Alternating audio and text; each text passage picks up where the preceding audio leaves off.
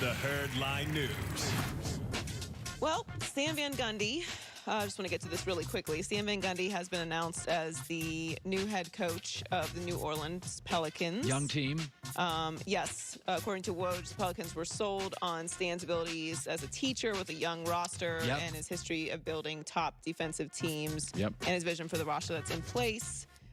His personnel decisions in Detroit were a non-factor in the search. He's coming to coach, so he will be the new head coach of the New Orleans Pelicans. So Aaron Rodgers and the Bucks defensive tackle Ndamukong Suh had an on-field exchange I saw that Sunday. Now, what was said? I don't think it's air appropriate, but it was the first time it's not the first time that they've butted heads. And on Tuesday, Aaron was on Pat McAfee's show, and he said he'd hoped to bury the hatchet with the guy who once buried a cleat into Rodgers' lower leg. There was a little conversation in the third quarter, and this is where I say sometimes it goes to slightly more cordial after it's hostile. I was under the impression that we were going to have a conversation after the game. It was one of those, hey, you're old, I'm old, let's talk some things out. I was looking for that conversation. I didn't know how it was going to go. I didn't think it was going to, look, I'm not going to fight Ndamukong Suh.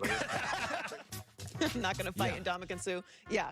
I don't know many people in life that want to fight Ndamukong Suh, so that's a good choice out of him. But now, that was, if I recall, that was a penalty. That should be a penalty. You can't do that. Now, that's not a penalty. That wasn't, but I do believe one of them was. He did get sacked once by Suh, and he was sacked 4 times on Sunday. And they face each other, obviously, quite often when Ndamukong Suh was with the Lions. He has 3.5 career sacks against Rodgers. They were, so this, I think, was when, I don't know if that was like the hostile one, but I remember them talking, and it was like kind of a little jokey. Like it seems less, okay, so that was clearly the hostile point. And then there was a point where they had a conversation. This did look a little concerning there for a second. I don't know. If I'm a quarterback, I'm probably not getting into it with Ndamukong Suh. Well, or really just any. Yeah, it's the old Andrew Luck thing. Congratulate the defensive lineman. Just be nice. Excellent tackle by you. Don't give him any extra reason, especially Ndamukong Suh, to get to put a little extra juice on it, if you will. But it's interesting that they did not talk it out after the game. So the Dolphins announced they'll be going forward with Tua as their starting quarterback going forward. Well, apparently they did not have a very clear conversation with Ryan Fitzpatrick about the change. This is what he had to say. My heart just hurt all day. Like it was heartbreaking for me. That's the decision and the direction that the organization is going in. And obviously, we've talked in the past, me and you guys, about, how I'm the placeholder and this eventually was going to happen. It broke my heart yesterday. And, it's a tough thing for me to hear. He also said, I basically got fired yesterday, and my day today consisted of Zoom meetings with the guy who fired me and sitting in a room with the guy who replaced me for 4 hours. That's sad. It is. It's a very human part of the game. Obviously, Ryan Fitzpatrick has been very open, and as he said there, like they've had conversations about how this is eventually going to happen.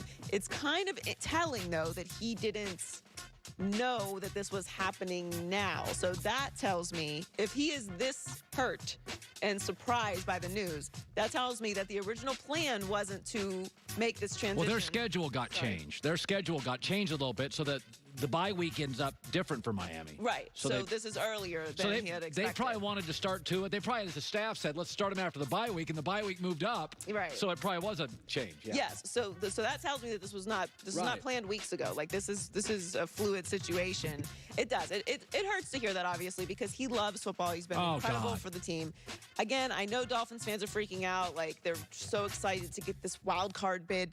This is a move for the future. Yeah. It's the right move. By the way, Tua may be better. Let's let him play. He may be better, or he struggles. But either way, you need to find out what he is, and that's the reason why that decision was made.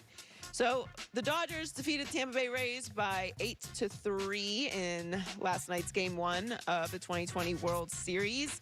Clayton Kershaw was trying to battle those postseason demons and had a stellar performance. He also passed John Smoltz for the second most strikeouts in postseason history with 201 and is close to passing Justin Verlander, who is number 1 with 205. So he will likely do that in this series. Smoltz may be the best analyst in American television.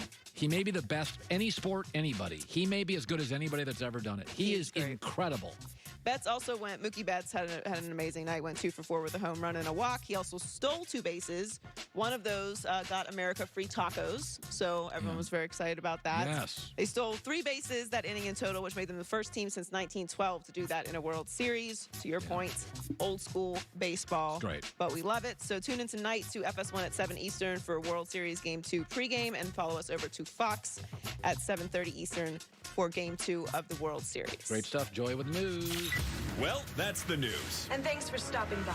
The Herd Line. Jane Slater, Cowboy reporter, NFL Network, broke the story. Leaks from the Cowboys. We go to Jane, excellent reporter, next. October is National Cybersecurity Awareness Month, a collaborative effort to make sure every American is safe and secure online. Individuals and organizations are being reminded, if you connect it, protect it. We're all encouraged to take proactive steps to just enhance our cybersecurity. Now, LifeLock, this is where they step in. They will detect a wide range of identity theft, like your social security number on the dark web.